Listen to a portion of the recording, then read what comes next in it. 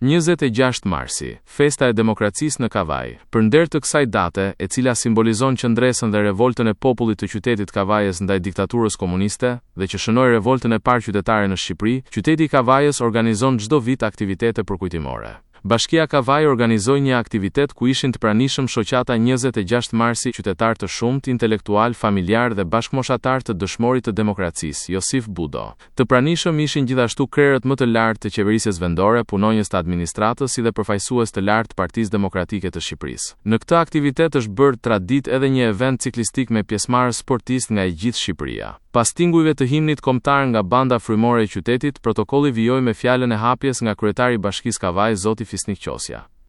Dita e Kavajës, e shpallur me vendim të Këshillit Bashkiak, dita e cila gjithë secili për jush, aq më tepër ata që janë pak edhe më të mëdhenj në moshë, e mbajnë mend shumë mirë që kjo ditë dhe ky moment në ato vite, 25 dhe 26 marsi, ishte akti më heroik. Ishte demonstrata e parë zyrtare antikomuniste në Shqipëri. Pra si gjithmonë, Kavaja ka qenë e para. Pra në 90-ën ishte e para, në vitet e demokracisë ishte e para se themeloi degën e parë të Partisë Demokratike në Kavaj. Në ndryshimet e mëdha ishte e para dhe vazhdon Kavaja të mbajë flakadanin, pishtarin e parë të demokracisë, vazhdon të mbajë pishtarin e antikomunizmit, vazhdon të mbajë pishtarin e antiregjimit të çdo diktature që qeveris vendin tonë. Më pas, kujtime të freskëta të sakrificës së popullit Kavajës solli edhe kryetari i shoqatës 26 marsi, zoti Tahir Okshtuni. 36 vite më parë, Kavaja jonë heroike u përball me diktaturën më tegër të komunizmit. Ajo bashkë ne, baballar, motra, vëllezër, u bashkuan kundër diktaturës dhe thyen atë mitin e një diktature të egër në gjithë Evropën.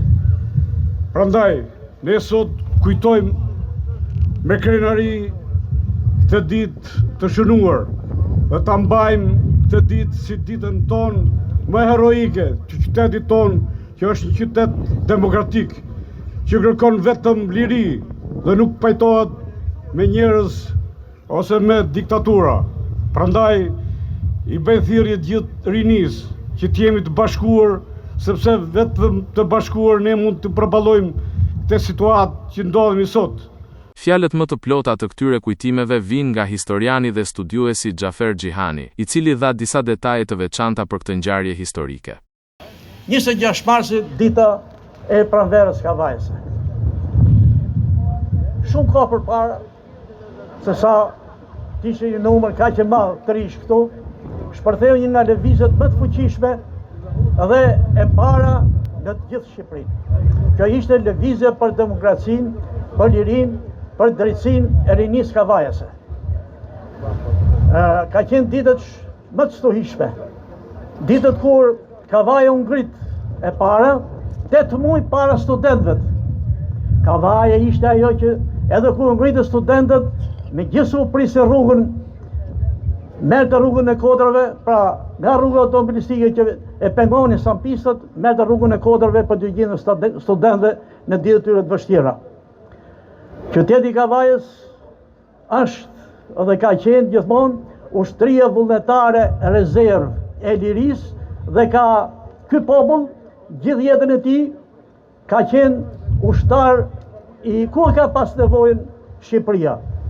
Sekretari i përgjithshëm i Partisë Demokratike të Shqipërisë, zoti Flamur Noka, në fjalën e tij vlerësoi kontributin e paçmuar të qytetit Kavajës kundër regjimit komunist në vitet 1991. Kavaja, e cila i fali edhe një dëshmor kësaj dite, shërben si shembull. Ai tha se shembulli i këtij qyteti që vrau frikën duhet të ndiqet edhe sot nga qytetarët shqiptar për të rrëzuar, sipas tij, regjimin e Edi Ramës. Sot Kavaja jep përsëri një mesazh në krah të Partisë Demokratike. Sot ajo ditë është apel për çdo shqiptar të ngrihemi se vetëm revolta, se vetëm kryengritja është rruga ndaj regjimit. Pranvera e vitit 90 për Kavajën ishte një gongje që po sinjalizonte qeljen e luleve për demokracinë shqiptare.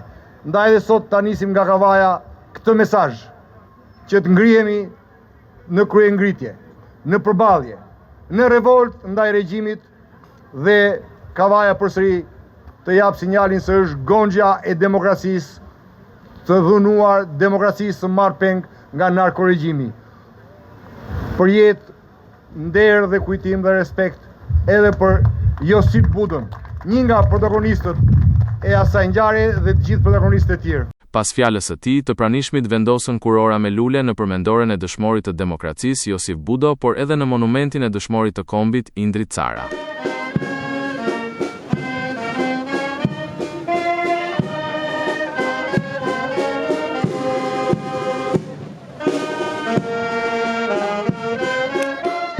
Pas vendosjes së kurorave, u bë edhe nisja tradicionale e trofeut ciklistik 26 marsi nga Federata Shqiptare e Ciklizmit në bashkëpunim me Bashkinë.